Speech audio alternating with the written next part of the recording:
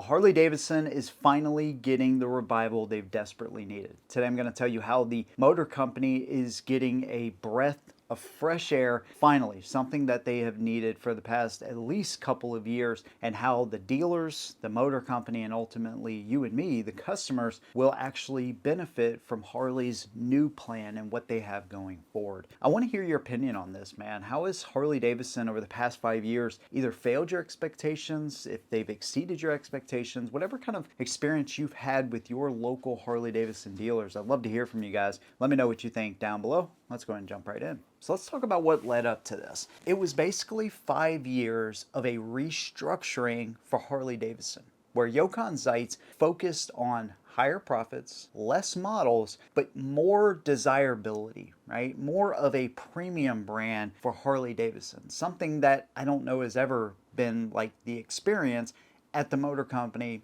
at dealers, or felt on customers' ends. Now, that's not to say that they haven't always been expensive. They've always been up there in cost for sure, but the entire dealer network had to reflect this brand desirability that Jochen Zeitz so desperately wanted the perception to be. Here's the problem though. Harley-Davidson is not Louis Vuitton, right? So this idea of scarcity clashed with what Harley-Davidson has always been, and probably their strongest point, which is community.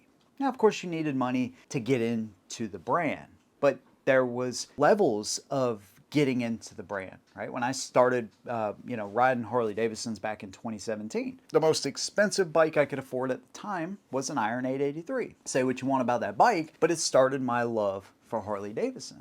And so it was an entry-level motorcycle, at a price I could afford, and so it was totally fine. But anybody that wanted the latest and greatest, most expensive bike Harley had, you could go up to the CVO. You want a Softail, if you wanted a bagger, right? There's talks about a Bronx motorcycle and the Pan America, right? There's a lot of different motorcycles depending on who you are, but they had something for everybody, from the Street Series up to the CVOs. The other part of this, though, is now you have dealers that were forced to join this hardwire plan, which is millions and millions of dollars. So for some of the bigger dealers out there, right, it's something that they could at least absorb. I'm sure a lot of them didn't want to do that, but they could, right? The smaller Harley-Davidson dealers really felt this the most. That's why you've seen a number of different closures over the past year especially, right? They could only hang on for so long. And so this hardwire plan, fortunately, Artie Starrs is coming at the end of this, but I think he would have reversed that hardwire plan anyways. But now you have more exclusivity, higher prices,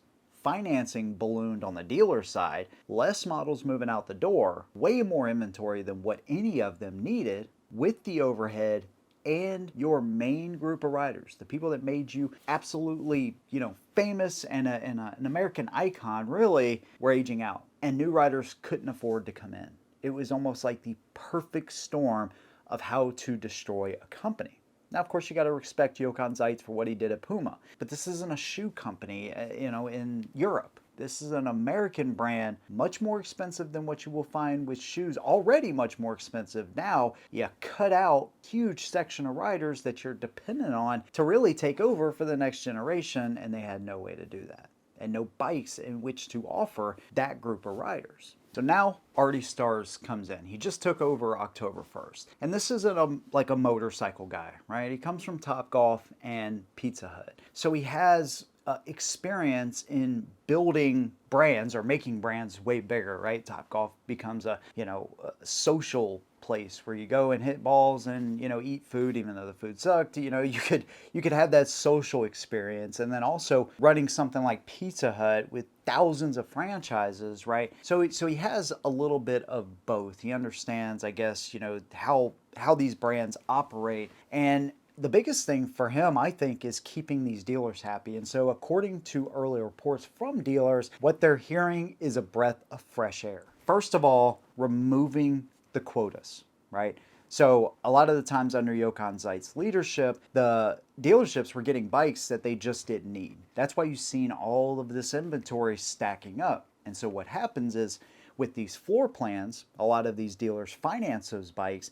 So now you're paying for bikes just sitting on the showroom floor. So very similar to what you saw in Japan, right? Harley-Davidson gets sued because now they're forcing dealerships to do things they would never do, which is buy their own bikes at discount rates and, just to meet those quotas and fill those. I don't know if it happened here in the States. Maybe it did, maybe it didn't. I don't know. But what that forces dealers to do here anyways is discount those bikes they've already been paying a bunch of money for and then losing money on it. I mean, just to get out from under them. The problem is too, there's nothing really new, groundbreaking, nothing exciting to get people in the door, so they basically just sit on this inventory unless somebody knows exactly what they want. Big bagger, soft tail, right? They know that they're going to be spending at least $12,000, $15,000 and up. That's the customer base, right? And again, they're aging out. So Artie Starrs is supposedly pulling back on that and just sending inventory to the dealerships based on their sales. That makes more sense anyways. They're not trying to meet these quotas from the motor company or from the warehouse. They're doing it based on what,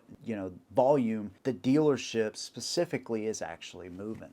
So that's a pretty big deal right there. The other thing he is supposedly doing is actually bringing in like incentive programs. So you're going to sell, but you're going to sell based on the quality of the sale. So it's not just that you're moving units, but also the customer satisfaction rate. This isn't something, I don't know, that Harley's considered in the whole time since Jochen Zeitz has been there. Or this is kind of what I feel like the mindset has been. People want Harley. If they want a Harley, they're going to pay that premium tag no matter what. And here's the thing, I don't know that they're going to sit here and cut prices for all their motorcycles, right? I'm sure, they love the profits. They're just not going to drown the dealers that they're depending to sell these units in so much debt that they can't even operate, right? There are rumors actually, and I know this is kind of the end of the hardwire, but any stores that haven't fulfilled those promises, there is rumors right now that he is not going to fulfill those mandates, so that could save a lot of dealers as well. Here's the other thing though. Here's how it benefits you, the rider,